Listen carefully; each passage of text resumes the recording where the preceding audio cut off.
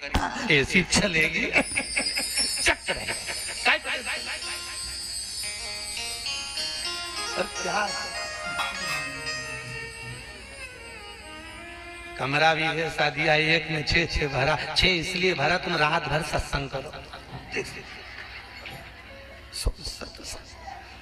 भजन करो स्मरण करो और जितना सत्संग का आनंद होता है अपनों के बीच में तो हमेशा रहते हो पर दूसरे को एडजस्ट करना तो सीखो।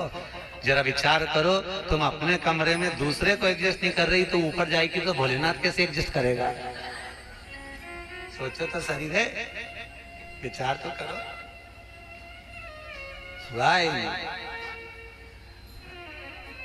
भगवान शिव की कथा है, 24,000 श्लोक शिव महापुराण में है, 12 संहिता और एक एक संहिता भगवान शंकर को समर्पित है। भगवान शिव 6 सूत्र शिव महापुराण के हैं कि शंकर को पाने के 6 सूत्र बताएं। पहला, मस्तक पर तिलक लगा दो, त्रिपुंड लगा दो। नहीं लगा सकते तो गले में रुद्राक्ष की माला पहन लो। इतना भी नहीं कर सकते, तीसरे नंबर का सूत्र है कि भगवान शंकर का मंत्र जाप कर लो, नमः शिवाय, ओम नमः शिवाय। ये भी नहीं कर सकते तो मंदिर में शंकर जी को 1 लोटा पानी चढ़ा दो, चौथा सूत्र। 5वां सूत्र है, इतना भी नहीं कर सकते तो किसी शंकर के मंदिर के पास में से निकल कर चले जाओ तो शंकर के मंदिर का शिखर का दर्शन हो जाएगा। शिखर दर्शनम सर्व पाप नाशनम, बस उतना भी बहुत है। ये 5। और 6ठे नंबर का सूत्र है, अगर इतना भी नहीं कर सकते तो पूरी जिंदगी में अगर 12 ज्योतिर्लिंग पर पहुंचकर शंकर की कथा को सुन लोगे तो फिर दूसरा जन्म नहीं होता। ये 6 सूत्र शंकर को पाने के हैं, भगवत भक्ति को पाने के हैं, भगवत रसतत्व को पाने के हैं। 6 सूत्र है, शंकर का अनुमोदन करें। ऐसी कौन सी भूमि है, ऐसी कौन सी जगह है जहां शंकर नहीं है? हर जगह, हर रसतत्व में, कण कण में, हर जगह पर वही तो समाया है। बस हमारे नेत्र परखैया नहीं है इसलिए हम पहचान नहीं पाते। बहुत दुनिया के लोग बहुत कम पहचान कर पाते हैं। बस अंतर तब आता है एक घर के बुजुर्ग माता पिता को और एक परमात्मा को लोग अंतिम तक नहीं पहचान पाते। अंतिम तक बहुत कठिन है। माता पिता सब कुछ दे देते हैं बच्चों को। एक सास अपनी बहू को जब पसंद करके आती है, जो सास कभी अपनी देवरानी जेठानी की एक अंगूठी नहीं दे वो हाफ सेट दे के जाती है। सोचो जरा, विचार करो। खुद कैसी भी साड़ी पहने पर बहू को एक से बढ़कर एक चढ़ावे में चढ़ा देती है। तैयार होने का डब्बा भी देती है, नंबर की चप्पल भी देती है, सब कुछ देती है। शादी नहीं होती उससे पहले ना जाने कितना सास बहू को दे आती है। कितना विश्वास सास का बहू पर होगा। और बहू जब पहली विदाई में घर से सास के यहाँ से जाती है तो अलमारी में ताला लगा के चाबी घर ले जाती है। सोचो सास ने कितना विश्वास करा, सब कुछ दे दिया, और बहू ने ऐसा विश्वास करा कि चाबी तक बटोर के पहली विदाई में ले गई। पहली विदाई क्यों? क्योंकि नंदे आई है, डोकरी निकाल के ना दे दे। विश्वास कहाँ, भरोसा कहाँ, पूर्णता कहाँ है? भगवान शंकर की कथा कर रही है। 6 सूत्र में से अगर एक सूत्र भी भगवान शंकर का आपकी जिंदगी में आ गया तो जीवन का आनंद देने वाला हो गया। ध्यान देना, कन्यादान जो तुमने करा है उसका पुण्य तुम्हारे मरने से पहले हो सकता है कि समाप्त हो जाए। अन्नदान जो तुमने करा है उसका पुण्य हो सकता है तुम्हारे मरने से पहले समाप्त हो जाए। क्योंकि कई लोग कहते हैं हमने कन्यादान करा, हमने वस्त्र दान करा, हमने मुद्रा दान करी, हमने स्वर्ण दान करा, हमने अन्न दान करा, हमने भागवत कराई, हमने रामायण करवाई, हमने गीता करवाई, हमने तीर्थ करे, हमने व्रत करे। ये सारे पुण्य तुम्हारे खाते में हैं। एक पलड़े में तुम्हारे पुण्य रखे हैं, पर एक पलड़े में जो पुण्य इकट्ठे करके रखे हैं तो पाप भी तो देखो कितना करो। पाप भी तो देखो, मालूम पड़े मुंह से किसी की निंदा कर दी, उसी पुण्य में से कम हो गया। हुआ कि नहीं हुआ? अरे बोलो तो सही, अब 200 रुपए लेके आई थी, अब 200 रुपए में से खर्चा करते जा रहे हो तो होगा कि नहीं होगा खर्चा? थोड़ा गलत बोल दिया, पुण्य समाप्त हुआ। किसी को अपशब्द बोल दिए, पुण्य समाप्त हो गया। किसी के लिए गलत देख लिया, पुण्य समाप्त हो गया। किसी के लिए गलत सुन लिया, पुण्य समाप्त हो गया। हमने पुण्य तो बहुत कमाया, हमने ढेर पुण्य इकट्ठा करा। कन्यादान, वस्त्रदान, अन्नदान, मुद्रादान, स्वर्णदान, भागवत, रामायण, गीता, यज्ञ, अनुष्ठान, संत पूजा, गुरु पूजा, सब कुछ करी, पुण्य तो ढेर इकट्ठा करा। पर मरने से पहले ये सारा पुण्य तुम्हारा बोलने से, अपशब्द कहने से, ताना देने से, निंदा सुनने से, गलत देखने से समाप्त हो गया। और शिव महापुराण की कथा कहती है सारे पुण्य तुम्हारे मरने से पहले भले समाप्त हो जाएंगे, पर शिव महापुराण की कथा यदि तुमने भूल से भी 5 मिनट की भी सुन ली तो वो जिंदगी भर अटल और अमर हो जाती है, वो कभी समाप्त नहीं होती। शिव महापुराण की पुण्य कभी समाप्त नहीं होता। शंकर का किया हुआ पुण्य कभी समाप्त नहीं होता।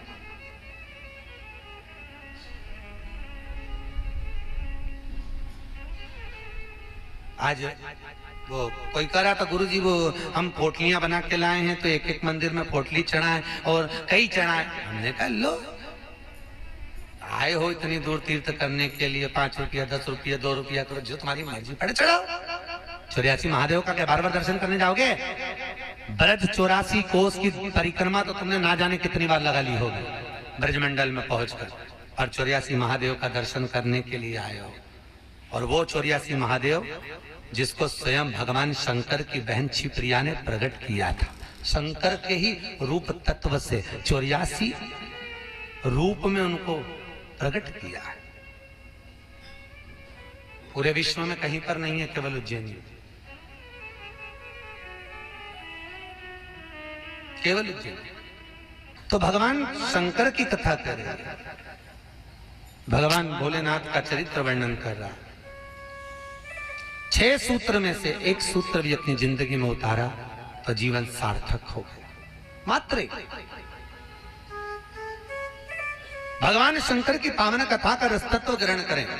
एक देवराज नाम का ब्राह्मण शरीर में ताप पड़ गया, और शरीर में ताप पड़ने के कारण बहुत ताप पड़ा तो शंकर के मंदिर में पहुंच गया, बैठा।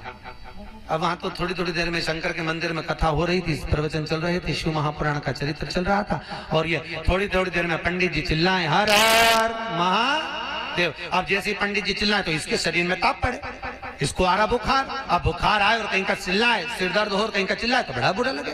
अरे अब इसको तो बड़ा अंदर से खटकाओ कि बताओ मेरे तो शरीर में ताप पड़ रहा, महाराज हर हर महादेव चिल्ला रहा, पर बोल सकता नहीं। ताप पढ़ते पढ़ते पढ़ते पढ़ते थोड़ी देर में ये यहाँ से चला शंकर के मंदिर से कथा श्रवण कर कर थोड़ी देर भले ताप पड़ा, बुखार आया, सिर दर्द हुआ, सब कुछ हुआ, और शंकर की कथा तो शरीर में पहुंच गई, इस आत्मा तक पहुंच गई।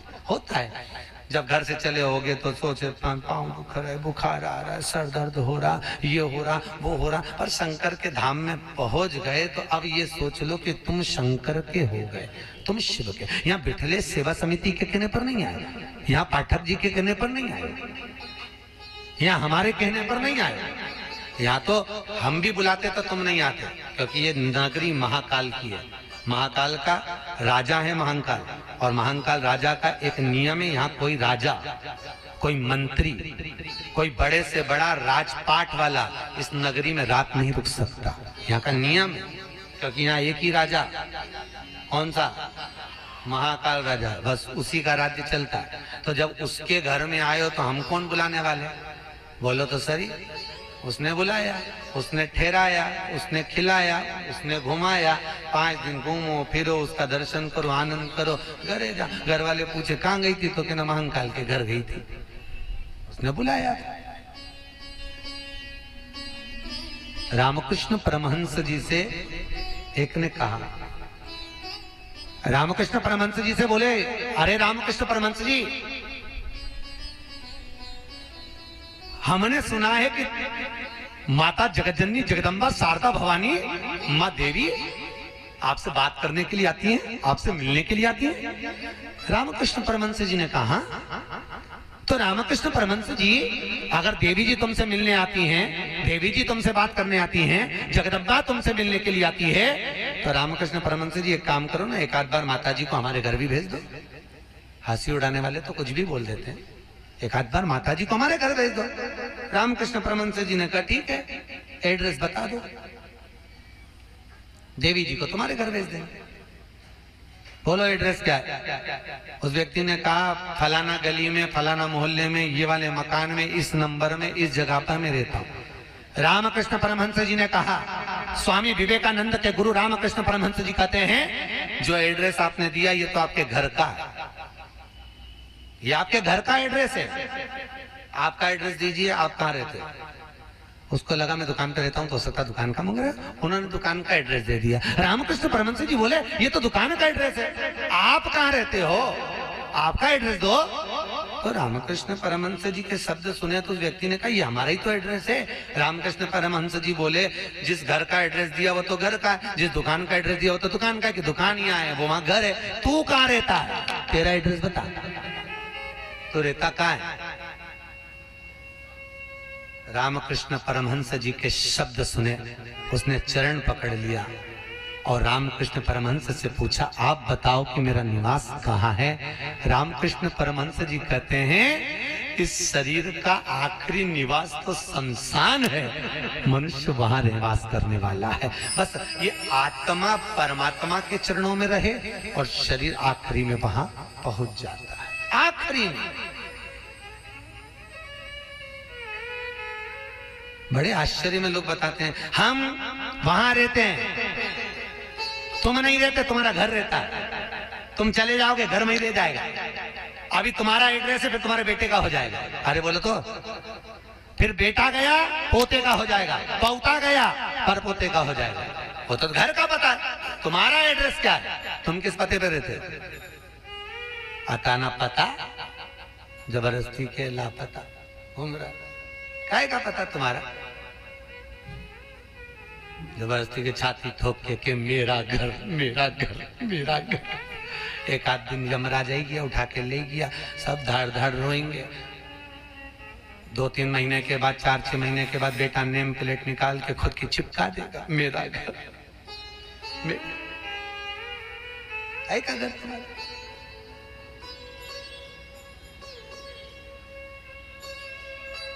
क्या घर?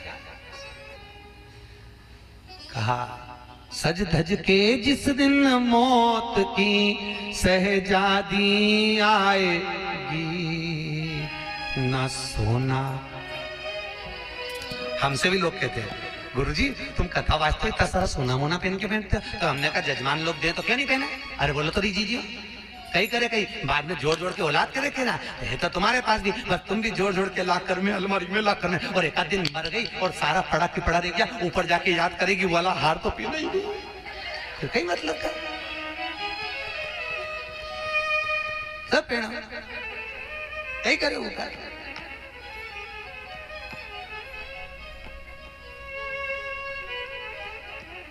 उसका करे क्या? जितनी साड़ी धरी है सब पहन लो जीजियो, बाद में किसी काम की सब धरी ले जाए। ऊपर जाती जाती यमराज सेकेगी, नीली वाली तो पहनी नहीं थी, अभी पीको लगवाई थी, एक बार फिर से छोड़ दे वंश मोर, भगवान भी यमराज भी कहेगा चल ऊपर चल, अब कहीं नहीं पहने, ले गया वही करे। खूब जोड़ा, आखिरी में यही छोड़ा, और फिर इतना बड़ा फोटो टंगा, उनमें प्लास्टिक के फूल की माला, और वो भी पंखा में माला यूं हिले, पंखा में माला हिले और डोकरी फोटो में स्माइल दे। वो डोकरी भी इसलिए स्माइल दे कि बेटी हम भी जोड़ जोड़ के मर गए, यही टंग गए, तुझे भी टंगना है, इसलिए डोकरी भी आसे यही टंगे से जोड़ो। कुछ नहीं खाया, खूब जोड़ा, खाना खाने की फुर्सत नहीं थी, साथ सवेरे 8 बजे से रात को 10 बजे तक दुकान नहीं छूटे, नहीं छूटे। एक एक ग्राहक के लिए बैठा दिया और आखिरी में सब छोड़ के घर के लोग अर्थी पे भी ले गए तो बांध के ले गए, सबको मालूम है मर गया। उसके बाद भी ना जाने क्यों बांध के ले जाते हैं। और खींच खींच के बांध, खींच और खींच और खींच। अरे सबको मालूम है मर गया, कोई भगेगा थोड़ी ना, काय को खींच, हल्की बल्कि बांध दो, ले जाना तो है नहीं, और खींच खींच के बांध, क्योंकि इनको डर इस बात का लग गया, उठ के भाग गया।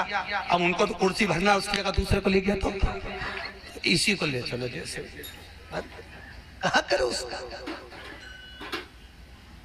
क्या।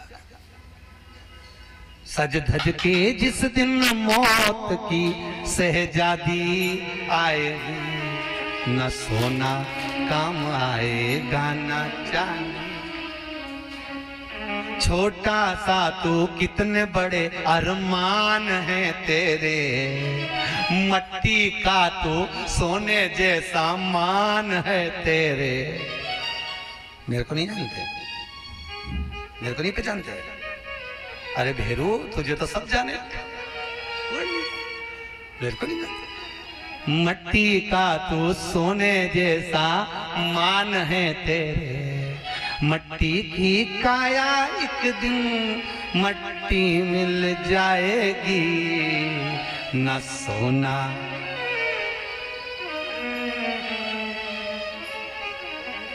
कई करेगा फिर।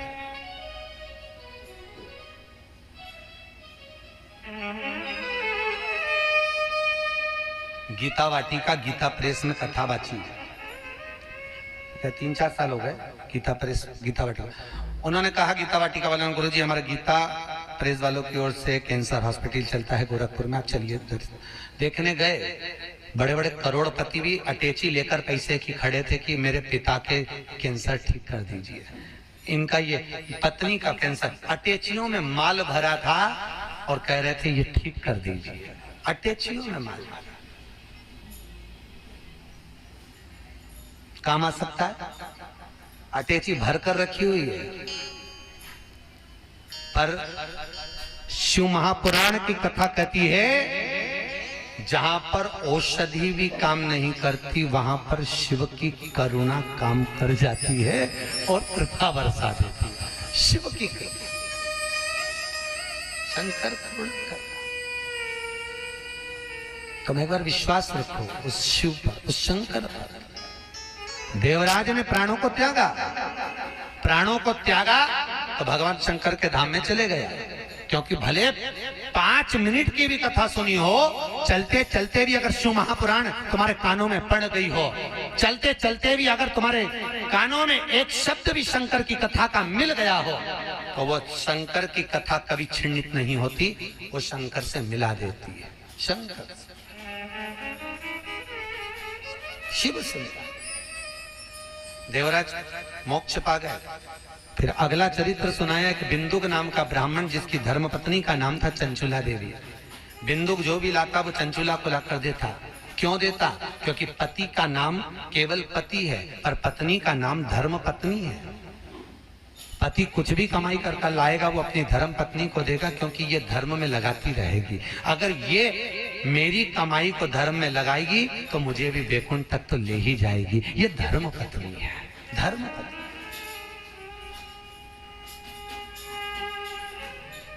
एक कथा के मुख्य यजमान गोपाल मंदिर वाले महाराज जी बने हैं, पंडित जी पाठक जी, परंतु इनके मन में कथा का आया ना आया वो बात की बात है। पर धर्म पत्नी हमारी भाभी जी, इनका मन में कथा सुनकर मन में भाव आ गया, गुरुजी एक कथा करो, बस ये कृपा। जिंदगी में एक बार शिव महापुराण, फिर ठाकुर जी की जो मर्जी, भोलेनाथ की जो, पर शिव पुराण तो करा। हजारों हजार भागवत, हजारों हजार राम कथा, हजारों हजार गीता का स्मरण करने पर भी जो पुण्य प्राप्त नहीं होता, वो मात्र एक दिन की, मात्र 5 मिनट की शिव महापुराण श्रवण करने से प्राप्त हो जाता है। साहब शंकर की कथा का रस्ता तो ग्रहण करने से प्राप्त हो जाता है, मात्र एक क्षण की, एक क्षण। और बहुत किस्मत वाले हो साहब, आपके बच्चों ने, आपकी बहुओं ने, आपकी बेटियों ने, आपके परिवार वालों ने आपको जमा कर सूटकेस अटैची जमा कर भेजा है साहब। आपकी बहुओं को, आपके बेटों को, आपकी बेटियों को धन्यवाद दूंगा। उन्होंने कहा मम्मी जाओ, पापा जाओ, हम बोलते हैं, हम बुक कराते हैं। और मैं धन्यवाद दूंगा पाठक जी आपके भी बहन बेटियों को। उन्होंने कह दिया मम्मी तू कथा करवा, पापा आप लग रहो, अपन करते हैं व्यवस्था। सब आनंद होगा, कथा का मस्त। ये जीवन का सुख है साहब। याद रखना, कोई एक बेकार काम करते हैं तो हमारे पितरों को लोग देखने तक नहीं जाते, पर घर का एक व्यक्ति भी अगर पुण्य का कार्य कर लेता है तो उसके पूर्वजों की पीठ स्वयं नारायण जाकर थपथपाते हैं कि तेरे वंश में कोई पैदा हुआ जिसने सत्कर्म करा, सत्कर्म किया।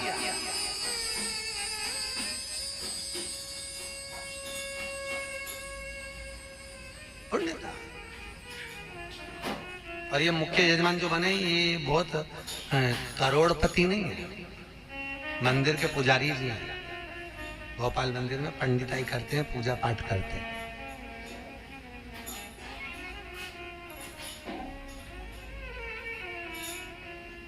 उसमें भी शायद मेरे हिसाब से, मेरी सोच से तो 3-4 हजार रुपये महीना कुछ मिलता होगा। उसके बाद भी मन देखिए कि नहीं, कथा रस तत्व हो महाराज, श्रवण करें, जीवन का सुख पाए। और ये इनके ऊपर जो कृपा हुई है ये पूर्वजों की हुई है कहीं, और आपके ऊपर जो कृपा है, आप जो यहाँ महाकाल की नगरी में बैठे थे, तुम्हारा तो है, और तुम्हारे भी पितरों की ना जाने कितने पूर्वजों का आशीर्वाद होगा। उन्होंने धक्का मारकर तुम्हें महाकाल की नगरी में भेज दिया। कहीं पूर्वजों की, कहीं पितरों का आशीर्वाद,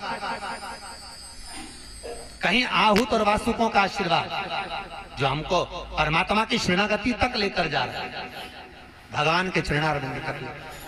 बिंदुक जो लेकर आता वो चंचुला देवी को देता, चंचुला देवी उसको भोग में लगा लेती, और चंचुला कभी धर्म में नहीं लगाती। धर्म पत्नी का लक्षण है कि पति की कमाई का एक अंश निकाले और वो ले जाकर कहीं सत्कर्म में, कहीं धर्म में लगा दे। एक अंश निकाल वो धर्म में लगाए तो धर्म पत्नी है। पर आजकल की पत्नियां ऐसी हैं, निकालती तो है पति की कमाई का प्रसाद, डेंटिंग पेंटिंग में लगाया, वो धर्म में लगा ही नहीं, धर्म में लगे ही नहीं। वो कितना ही प्रयास करें। कई माताओं की आदत रहती है, हर बार सोचे सत्यनारायण की कथा कराऊंगी, सत्यनारायण की कथा कराऊंगी। राधे राधे, कैसे आप सब लोग? आशा करती हूँ कि आप ठीक होंगे, मैं भी ठीक हूँ। जैसे कि आप जानते हैं कि मैं प्रतिष्ठा की वीडियो डालती हूँ नदी मिश्रा जी के, तो उन वीडियो में जैसे कि आज मैंने जो वीडियो डाला था वो शिव जी को पाने के 6 सूत्र कौन से हैं, तो उन्होंने बहुत अच्छे तरीके से बताया था। तो आशा करते हैं कि आपने ये वीडियो देखी होगी, और हम किस तरीके से भगवान शिव को प्राप्त कर सकते हैं। ऐसा नहीं है कि भगवान शिव हमें मिलेंगे नहीं, भक्ति करने पर हमें वो क्यों नहीं मिलेंगे, हमें वो अवश्य मिलेंगे। तो आप ये वीडियो देखिए, तो उसके लिए बहुत बहुत धन्यवाद, और बहुत बहुत श्री शिवाय नमस्तुभ्यम। बस इतना ही कहना चाहूँगी।